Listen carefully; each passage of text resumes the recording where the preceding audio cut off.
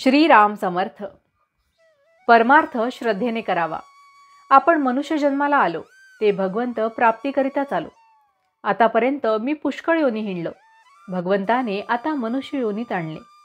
भगवंता आता नाही तुला विसरणार असे कबूल करूनही आपण जन्मास आलो नाही तर लगेच तू कोण असे म्हणू लागतो. संत आपल्याला तोच मी असे भगवंताजवळ कबूल करून आल्याची आठवण करून देतात.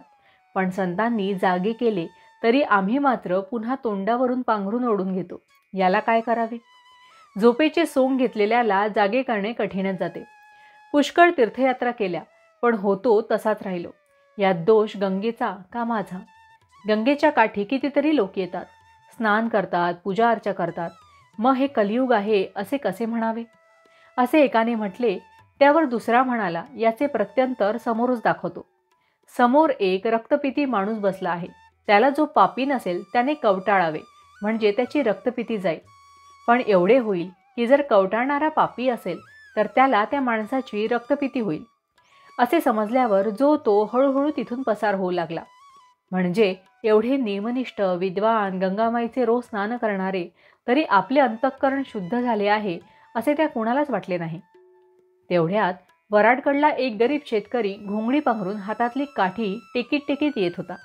त्याची निष्ठाच अशी की गंगेत स्नान केले की सर्व पापे नष्ट होतात. त्याने गंगेत बुडी मारली आणि वर येऊन त्या रोग्याला कडकडून भेटला. आणि आश्चर्य म्हणजे त्या रोग्याचा रोग एकदम बरा झाला. असे हे जे गोरगरीब भोळेभाळे लोक त्यांच्याजवळ अंधश्रद्धेने जे येते ते मोठ्या विद्वानांनाही साधत नाही. आपण व्यवहारात पुष्कळ ठिकाणी अंधश्रद्धा ठेवतो. घरून कचेरीला निघताना वेळेवर आपण पोहोचू अशी अंधश्रद्धा आपली असतेच. कधीकधी आकस्मिक कारणाने आपण कचेरीला पोहोचू शकत नाही तरी पण आपण भरोसा ठेवतोच. व्यवहारात आपण एकमेकांवर जेवढी निष्ठा ठेवतो तेवढी जरी भगवंतावर ठेवली तरी भगवंत आपल्याला समाधान देईल. परमार्थ पूर्ण समजून तरी करावा किंवा अडाण्यासारखा श्रद्धेने करावा. पण आपण आहोत अर्धवट, म्हणजे पूर्ण कळलेले नसून आपल्याला ते कळले आहे असे वाटते. अशा माणसाला शंका फार आणि तिचे समाधान करणेही फार कठीण जाते. अमुक एक खरे आहे असे कळून सुद्धा ज्याला आचरणात आणता येत नाही तो मनुष्य खरा अज्ञानी. जे अनुभवाने सुधारले तेच शहाणे भले. भावार्थ. परमार्थामध्ये अंधश्रद्धेची मुळीच गरज नाही, पण तेथे श्रद्धेशिवाय मुळीच चालायचे नाही. जानकी जीवन स्मरण जय जय राम. महारुद्र हनुमान की जय. समर्थ रामदास स्वामी महाराज की जय.